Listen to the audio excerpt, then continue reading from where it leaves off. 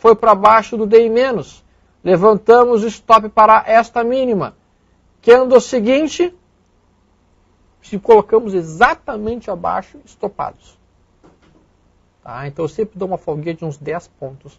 É a folga que eu dou usualmente. Tá? É um pequeno truquezinho que eu utilizo. 10 pontinhos. Não mais do que isso, 10 pontos. Muito bem. Então olha ali.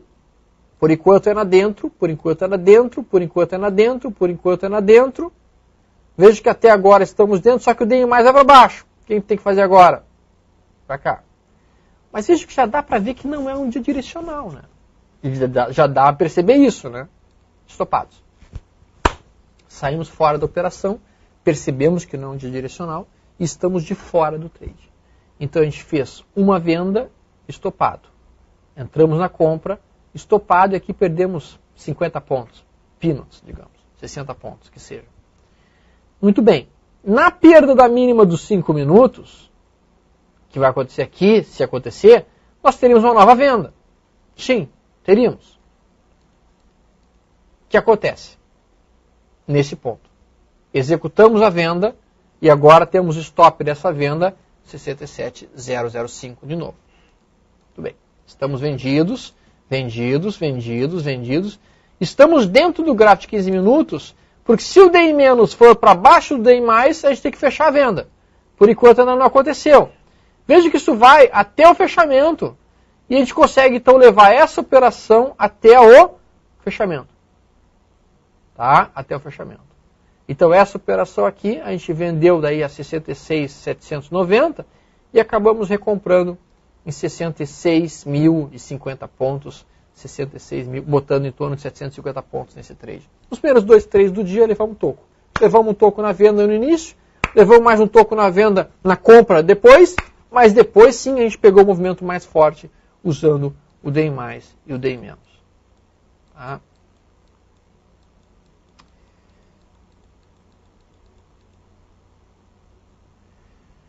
Participante Fênix, Stormer, o gráfico do LS Pro não tem esse indicador DI+, DI-. Este é o gráfico do LS Pro. Você entra aqui, ó, estudos.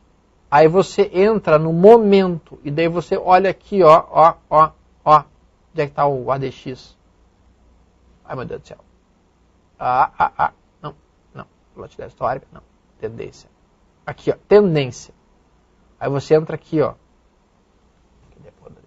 Aqui, ó, DMI, movimento direcional. Eles têm, mas eles botaram o nome errado. Botaram um nome difícil. Mas é o DMI, movimento direcional. Tá? Que é esse aqui que a gente está vendo. Ó. ADX, DI+, DI-. Eles tinham que botar o nome certo da coisa, né? DMI, movimento direcional. Muito bem. Pastor Thiago, no exemplo, entrei na venda, tomei stop, inverto para compra. Porém, se tomar stop na compra novamente, quantas operações eu faço no dia? Como eu disse, são 3. Primeira, segunda, terceira. Como aconteceu exatamente aqui, nesse dia. Com uma venda, estopado. Uma compra, estopado. Uma venda, ok. Se desse uma nova movimentação para cima, eu não fazia mais operação. Pelo menos não naquele dia. Tá? Vamos ver o que mais, outras dúvidas. Vamos ver.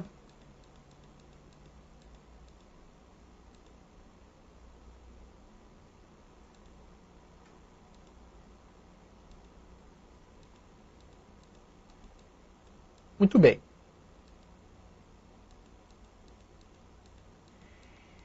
Já tem gente querendo usar para opções. Cara, se tu quiser usar isso para opções, tu tem que estudar o gráfico da opção. Tá? Ver qual vai ser o gap que vai estar trabalhando, esse tipo de coisa toda. Mas nós estamos falando de índice futuro. Tá? Então, assim, vamos nos concentrar no índice futuro aqui por enquanto. Tá? Muito bem. Vamos ver se tem mais alguma coisa aqui.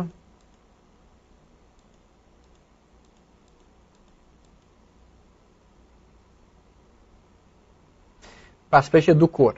Stop, por favor, quando você diz stop a operação e dobra na outra ponta, significa, por exemplo, que se tínhamos 5 contratos na compra, eu stopo e vendo 10 contratos ou somente 5? Boa pergunta, Educor. Vamos lá. Vamos colocar aqui. Vamos colocar a seguinte operação, exatamente como foi no dia 26. Olha. Vendi 5 contratos. Estou vendido em 5. Ok? Aí o mercado faz isso e aqui ele me obriga a comprar 5 para zerar minha posição. E agora eu compro 5 e fico comprado em 5. Novamente, aí quando acontece esse recuo e esse recuo me estopa, vamos lá. Como aconteceu aqui, o que eu tenho que fazer? Eu fecho os 5 que eu estou comprado e vendo 5. Eu não vou vender 10, senão eu vou estar realmente assumindo uma alavancagem e um risco operacional muito maior do que eu havia originalmente me colocado. Tá? Pergunta do participante Wagner. Lucro de março foi de 9 mil? A coluna de 8 mil era imposto de renda? Sim, exatamente. É que eu apontei para a coluna errada. Né? Sou uma anta, desculpe, pessoal. Ali, ó. Aqui está o total líquido. Total líquido das operações, tá? R$ 9.879. Operando exatamente esse modelo. Tá? Alguns dias foi só um dia que deu o trade. Teve alguns poucos dias que foram 2 operações e teve um dia que foram 3, que foram as 3 que eu mencionei para vocês agora recentemente. Tá? Então esse é o resultado das operações de day trade minhas usando esse modelo no mês de março. Tá? Muito bem, voltando para cá. Vou dar um tempinho para vocês estudarem bem esse modelo. A gente pode dar uma mexida nesse modelo, Alexandre? Por exemplo, eu poderia trabalhar com stop móvel, tipo, coloco um stop de 300 pontos e vou deslocando ele como um trailing stop de 300 pontos para baixo ou para cima? Pode, dá.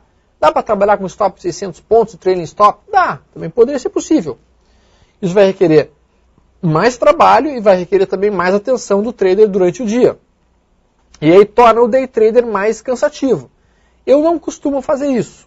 Tá? Eu costumo realmente seguir exatamente esse modelo.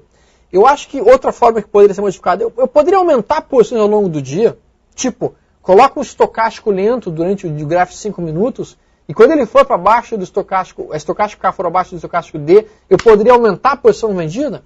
Poderia também, não faço. É uma forma de aumentar posições fazendo uma posição piramidada. Dá para fazer a lição parcial? Aí sim. Aí nós estamos falando de uma coisa que me interessa. Eu posso pegar o meu risco, projeto ele para cima e ali eu mato metade do trade e deixo o stop da outra metade lá embaixo e vou conduzir a operação até o final do dia. Isso é interessante. Para venda eu posso fazer a mesma coisa. Tá? Dá para trabalhar em opções? Dá. Mas isso já é outra história.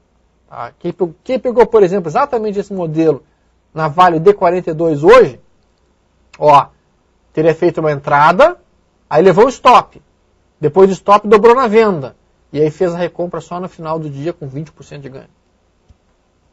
Dá. Tá? Mas não vou falar de opções agora. Tá? A gente vai ter outros dias para falar só de opções. Realização parcial, na minha opinião, seria a melhor alteração que vocês poderiam pensar em utilizar nesse modelo. Tá? Uma realização dentro do risco para cima. Tá? Eu deixo as ordens start automáticas, tanto start de compra quanto start de venda, quanto, inclusive, se houver necessidade de dobrar, de virar a mão, de assumir a ponta na posição, eu também deixo o start na outra ponta. Só depois que eu monto a operação, ou seja, depois que eu estou dentro da operação, eu só deixo um stop loss na posição, e daí eu vou levar o resto da operação pelo 15 minutos, pelo day mais, day menos, como eu mostrei para vocês, e aquele vai ser um dia que eu não vou poder almoçar.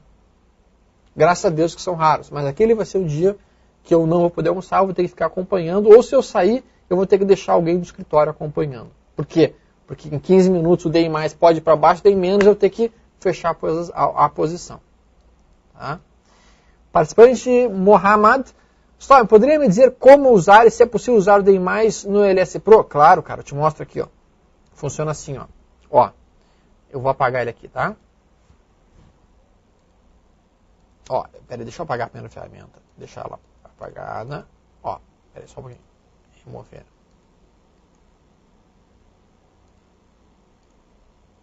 Remover o day mais. Tá? Eu vou remover. Então, a gente inicia assim o gráfico. Aí a gente vem aqui, ó.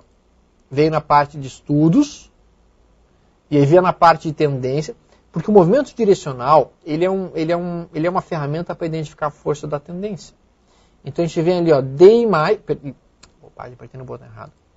A gente vem na tendência, DMI movimento direcional, e clica ali, ó. E daí aqui tem as diferentes cores, ó, a cor do ADX, a cor do DI+, vai ser em azul. Eu gosto de botar a cor do DI- em vermelho, só para ficar bem chamativo, assim. E daí aqui tem o período, que é importante. Tá? Aqui é importante colocar o período. O período é 14. Ó, tá lá. O DI+, e o DI- de 14. Desenhado, o DI+ em azul, o DI- em vermelho. Ok? Beleza. A quantidade que eu trabalho é sempre a mesma. Eu sempre trabalho com a mesma quantidade de futuro. Sempre. Tá? Eu procuro, mesmo que eu tenha stops mais curtos, mesmo que eu sempre trabalho com a mesma quantidade. É uma característica minha. Eu admito que seria possível o sujeito dosar a sua posição pela distância para o stop. Admito. Mas não é o que eu gosto de fazer. Eu gosto realmente de trabalhar sempre com a mesma quantidade de operações no futuro. E tem outra coisa que eu faço, todo lucro que eu tenho no futuro, eu fiz lucro naquele dia, eu transformo em fundos imobiliários, compro cotas de fundo imobiliário e deixo ali pro resto da vida. Ou ações de carteira de dividendos pro resto da vida. Tá? Então eu transformo todo o lucro das operações de índice futuro em carteira de longo prazo de dividendos ou fundos imobiliários. Mas isso eu vou falar outro dia, não vai ser agora. Lembrem-se, vital, absurdamente vital. Índice futuro, mini índice, opera pequeno. Opera pequeno. Opera bem pequeno. Mas bem pequeno. Se tu acha que 5 contratos de mini tá de bom tamanho para ti, opera 2. Se tu acha que 10 contratos está de bom tamanho para o teu capital, opere 5. A metade do que tu acha que está bom, tu tem que operar. Tá? Então assim, vamos lá. Se nós vamos botar um stop de 300 pontos, que a maior parte dos stops de 5 minutos vão estar em torno de 300, 350 pontos. Se tu acha que trabalhar com 5 contratos, que te daria um stop de R$300, porque quando a gente trabalha com 5 contratos, praticamente um ponto é R$1, se tu acha que 5 contratos está confortável para ti, se tu acha que levar 2 tocos de R$300 num dia para depois ganhar uns 900 no final do dia, numa terceira operação no dia, estaria bem, de bom tamanho para ti. Se tu acha que 5 tá bom, opera com 2. A metade. Por que, Alexandre? Por que operar pequeno? Porque tem uma frase do Michael Jordan que eu acho fantástica.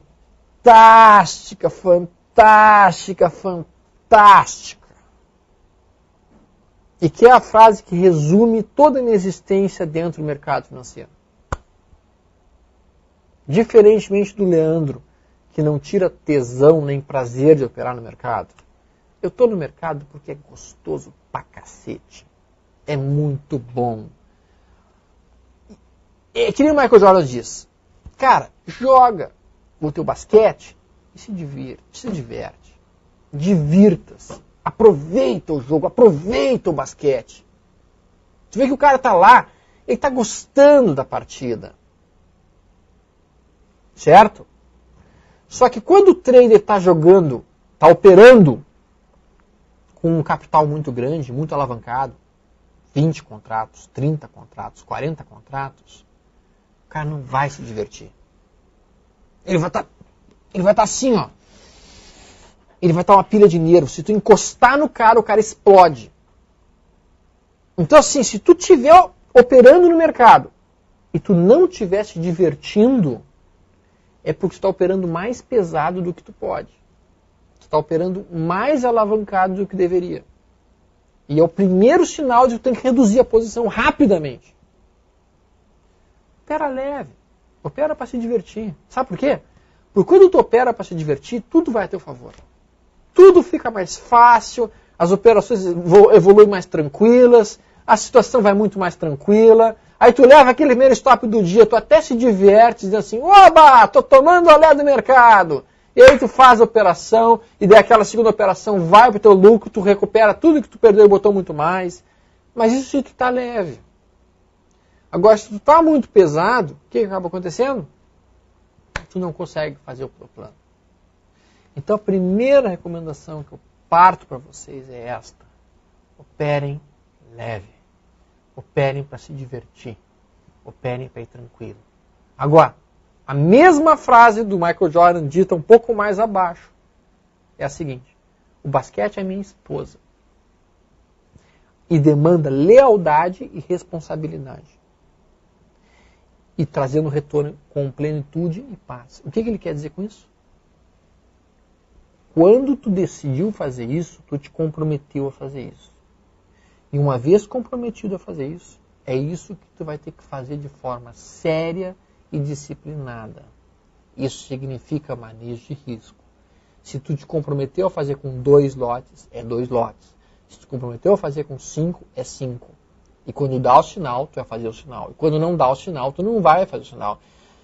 Senhores, vocês não imaginam a raiva e o ódio que eu tive quando eu vi a abertura do futuro hoje. Pensei assim, puta, que saco, não vou poder operar hoje porque abriu num gap ridículo, não tem o que fazer. Saco, né? Mas é o que a disciplina preconiza. Não faça. O risco é muito grande, não faça. Certo? Pergunta da participante Estela. Como fazer a realização parcial? É muito fácil a gente montar a realização parcial. Estela, de que maneira? Vamos lá. Digamos que a gente tenha decidido trabalhar esse gap que aconteceu recentemente aqui no índice futuro. Ó, esse gap. Pá, essa alta. Não, vamos botar aqui. Ó.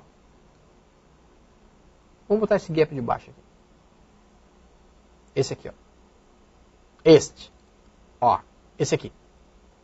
Gap de baixo. Né? Legal. Olha só. Então, assim, eu marco o limite aqui e marco o limite aqui. Essa distância aqui é 66.150 pontos, 65.900 pontos. Muito bem. Digamos que eu aceite, ou digamos que eu esteja trabalhando sempre com número par, eu gosto de trabalhar com número par, 8 contratos. Bom, se eu estou trabalhando com 8 contratos e meu sinal de compra é acionado aqui, comprei 8 contratos. Ok? Beleza. Onde é o meu alvo para realizar metade do risco? Olha só. Se eu pego o meu risco inteiro e projeto ele para cima, observe que aqui, ó, então, em 66.397 pontos, se o mercado atingir aqui e eu vender 4 contratos, a metade do que eu estou comprado, tá? O que vai acabar acontecendo? Vamos lá. Ó, vamos ver se vai acontecer isso ou não. Não atingiu. Atingiu. Ó, veja que atinge e ali eu vendo 4 contratos. Bom, se eu vender 4 contratos e deixar o stop dos outros 4 lá embaixo, tá? Então, se eu deixar o stop dos outros 4 lá embaixo e for estopado depois, que é o que aconteceu nesse dia, como aconteceu aqui, quanto que eu saí nessa operação? Saí no 0 a 0. Eu consegui anular o risco. Completamente anular o risco. Por quê? Porque eu comprei 66.150, 8. Vendi 4 a 66.390. E depois vendi mais 4 em 65.895. 890. Se eu somar os 4 que eu vendi aqui com os 4 que eu vendi aqui, dá exatamente o ponto de entrada meu. E com isso eu consegui matar a operação, o risco da operação. Bom, mas qual seria o truque perfeito? O sujeito realiza 4 aqui, na projeção do risco para cima, e quando ele realiza 4 ali, ele levanta o stop dele um pouquinho. Quanto? Não pode ser muito, senão vai te tirar do trade antes do que tu quer e tu perde boa parte do movimento. Tem que ser apenas o suficiente para garantir que a operação te dê algum lucrinho. Então eu faço o seguinte, eu pego a retração de 38 do primeiro candle de 5 minutos e eu levanto para cá. Ó. E se eu vender as outras 4 aqui sendo estopado ali, o que acaba acontecendo comigo? Eu saio da operação com um lucrinho. Isso é uma realização parcial bem interessante e bem lógica. Tá? Observem, no futuro, os números redondos são muito importantes. 67 mil pontos, 66.500, 65 mil pontos. Então, se eu tenho um alvo que é em 66.500, eu boto a minha venda em 66.495. Se eu tenho um suporte ali que eu vou comprar em 65 mil pontos, eu boto a compra em 65.005, 65.010, um pouquinho acima. Porque às vezes vai recuar só até ali e já para. Ok? Muito bem. Participante Roberto Locke, TK. Se você opera com 9 contratos para dobrar, são 18. Se dobrar novamente, são 36 contratos. Não, Roberto, não é isso. Comprei 9. Afundou. Sou estopado em 9. O que eu tenho que fazer? Eu tenho que vender os 9 que eu estou comprado. Só que eu vou assumir 9 vendido. Então eu vendo 9. Tá? Então eu estopo 9 e vendo 9. Não vou vender 18. Dobrar seria 18.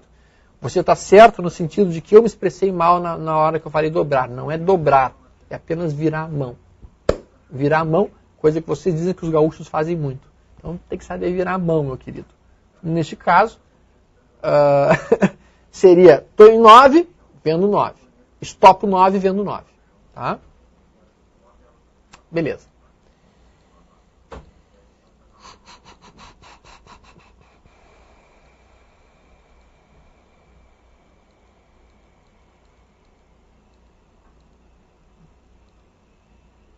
Vamos lá.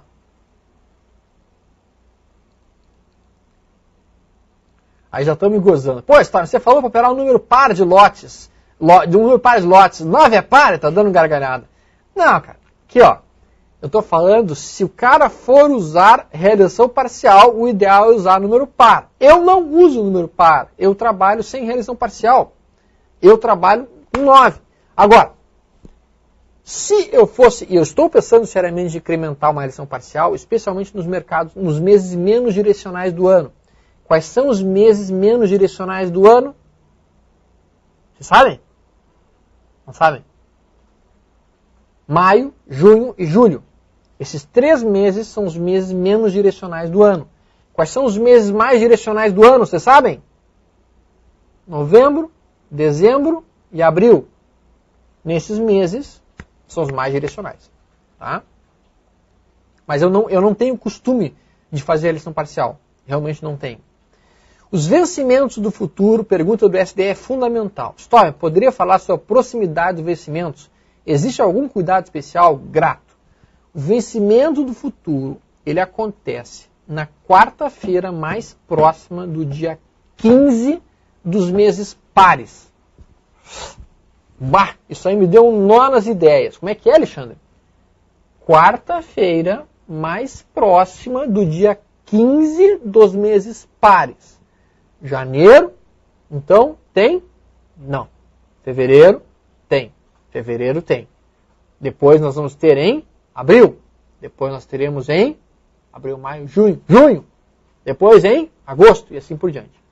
O cuidado principal que eu tenho, essa ideia basicamente, é o seguinte. Na semana do vencimento, então, naquela semana que está próxima do dia 15 do mês par, eu já começo a operar o seguinte. Tá? Esse é o único cuidado que eu faço, tá? Para não trabalhar com o mais volátil. E sei que o dia anterior ao vencimento e o seguinte ao vencimento será explosivo, será direcional, fortemente direcional. Tá? Fortemente direcional. Muito bem. Vamos dar uma olhada.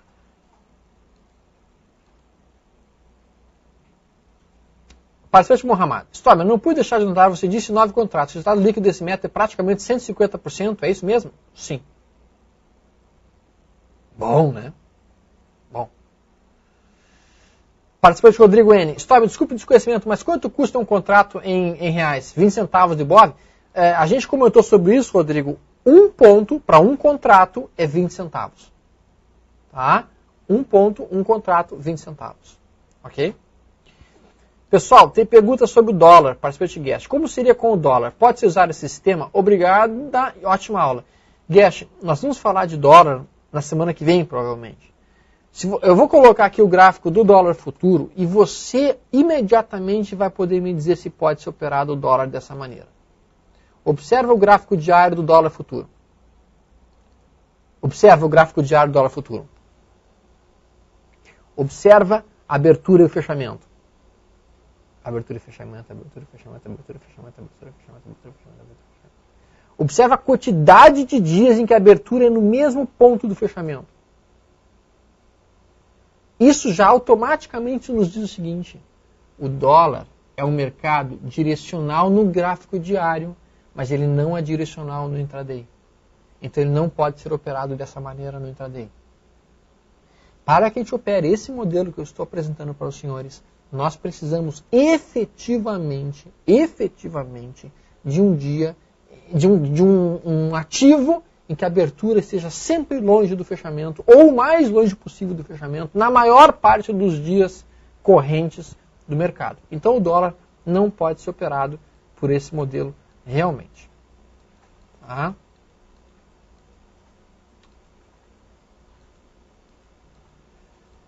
Muito bem.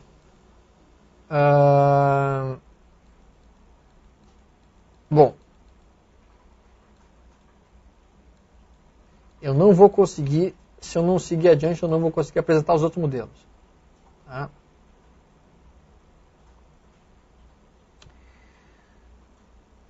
Então vamos lá.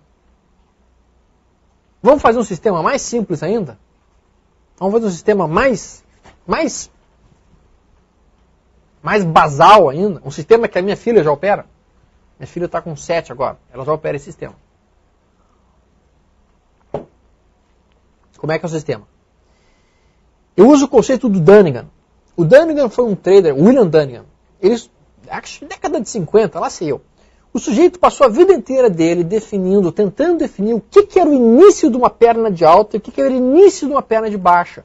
Então esse sujeito, basicamente, ele procurava, ele dizia o seguinte: o mercado ele trabalha numa questão de pernas.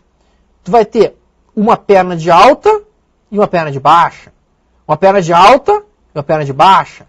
Eu preciso comprar o início de uma perna de alta e tenho que vender o início de uma perna de baixa.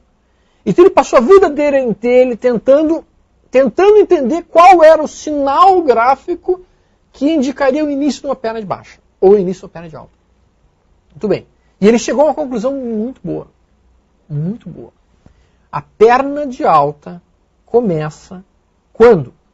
Quando nós temos, então nós estamos no meio de uma perna de baixa, os candles vêm caindo. Então ele vem fazendo máximas e mínimas mais baixas. Mais uma máxima e mínima mais baixa. Isso é uma perna de baixa. Tudo vermelhinho aqui, tá? A perna de alta inicia quando nós tivermos um candle que tem a sua mínima acima da mínima do prévio e a sua máxima acima da máxima do prévio. Isso é um candle que inicia uma perna de alta. Legal. Desde que no candle seguinte essa máxima seja superada. E aí é o ponto de compra. Aqui é o ponto de compra. E o stop? Onde ficará o stop da operação, Alexandre? Abaixo da mínima. E o alvo? Onde é que é o alvo da operação, Alexandre? Tu pega essa